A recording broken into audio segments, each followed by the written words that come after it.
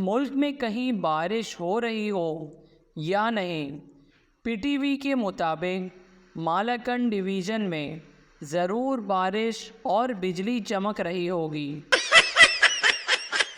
مچھر بھی عجیب بدمعاشی کرتے ہیں، بھائی کاٹنا ہے تو کاٹ لو، یہ کان میں ٹوں ٹوں والا کون سا مذاق ہے؟ اگر کسی کا دل کالا ہے تو اسے تیزاب کے 2-4 گھونٹ پینے چاہیے، دل بھی صاف اور رنگ بھی چٹا ہو جائے گا۔ مجسٹریٹ: تم مجھے 2 ٹوک جواب دو، تم نے جرم کیا ہے کہ نہیں؟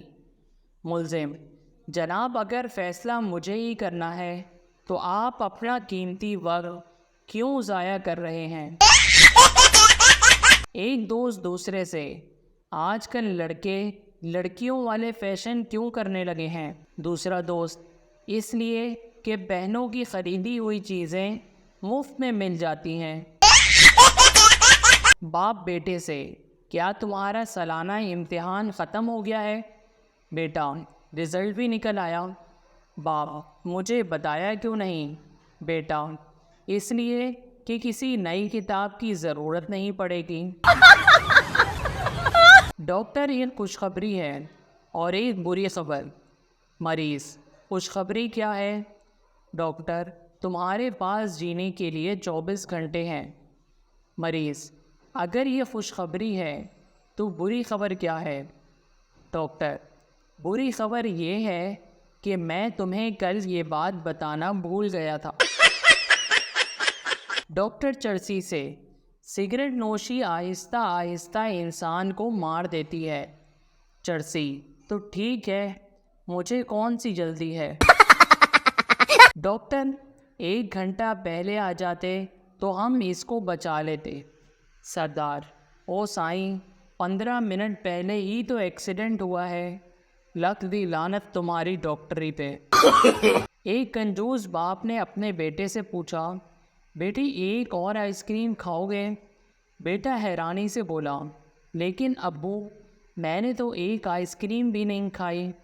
کنجوس باپ: تم بھول رہے ہو بیٹا، پچھلے سال جب ہم یہاں آئے تھے تو ایک آئس کریم کھائی تھی تم نے۔ پپو نے فیس بک پر لکھا: وائف چاہیے۔ 1350 لوگوں نے کہا: میری والی لے جاؤ۔ اس نے جواب دیا: ارے کمینوں، مانگ نہیں رہا، پوچھ رہا ہوں۔ بیوی اور ہیلمٹ میں ایک چیز ملتی جلتی ہے کہ اگر دونوں کو سر پر رکھو تو جان بچی رہتی ہے۔ ایک انتہائی کمزور شخص ڈاکٹر کے پاس آیا: ڈاکٹر، آپ کو کیا تکلیف ہے؟ مریض: پہلے آپ وعدہ کریں کہ میری تکلیف سن کر آپ ہنسیں گے نہیں۔ Doctor: okay, promise. مریض نے اپنی ٹانگ دکھائی جو ماچس کی تیلی جتنی پتلی تھی۔ ڈاکٹر کو یہ دیکھ کے ہنسی آ گئی۔ مریض: آپ نے نہ ہنسنے کا وعدہ کیا تھا۔ ڈاکٹر: اچھا، سوری، اب تکلیف بتائیں۔ مریض: ڈاکٹر صاحب، یہ سوج گئی ہے۔ محلے کی خوبصورت ترین لڑکی جب ہماری گلی سے گزری تو امپریس کرنے کے لیے ہم نے اس کے قدموں کی خاک چوم لی، اور وہ پاگل میرے گھر آ کر میری ماں سے بولی: آپ کا لڑکا مٹی کھاتا ہے۔ ہوائی جہاز کے ایک حادثے میں کوئی شخص زندہ نہ بچا۔ ماہرین جائے حادثہ پر پہنچے تو ہر چیز یوں تباہ ہو چکی تھی کہ حادثے کی وجوہات کا پتہ چلانا ممکن نہیں تھا۔ تباہ شدہ جہاز کے قریب کسی درخت پر ایک بندر بیٹھا تھا جس کے گلے میں ایئر لائن کا ٹیگ لٹک رہا تھا۔ پتہ چلا کہ یہ بندر بھی تباہ ہونے والے جہاز کا مسافر تھا۔ اسے پکڑ لیا گیا۔ اشاروں کی زبان کے ایک ماہر کی خدمات حاصل کی گئیں تاکہ وہ بندر سے بات چیت کر کے کچھ معلوم کر سکے۔ تفتیشی بورڈ نے ماہر کے ذریعے بندر سے سوال کیا: حادثہ کتنے بجے پیش آیا؟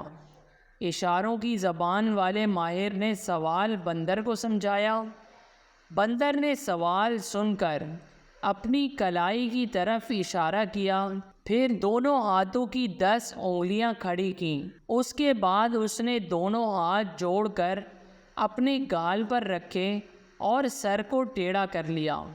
ماہرین نے اشارہ سمجھ کر بتایا، بندر کہہ رہا ہے حادثہ رات کے 10 بجے ہوا۔ تفتیشی بورڈ نے اگلا سوال کیا، اس وقت مسافر کیا کر رہے تھے؟ بندر نے پھر دونوں ہاتھ اپنے گال کے ساتھ رکھ کر سر کو ٹیڑھا کیا۔ ماہر نے بتایا، بندر کہہ رہا ہے مسافر سو رہے تھے۔ ایئر ہوسٹس کیا کر رہی تھی؟ بندر نے کہا سو رہی تھی۔ تفتیش کرنے والوں نے پوچھا پائلٹ کیا کر رہا تھا؟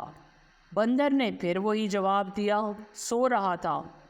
تفتیشی ٹیم میں سے ایک نے بندر سے پوچھا، جب سب لوگ سو رہے تھے تو تم کیا کر رہے تھے؟ بندر نے دونوں ہاتھوں کو گھماتے ہوئے اشارے سے بتایا، جہاز چلا رہا تھا۔ لاریب نے نئی کار خریدی۔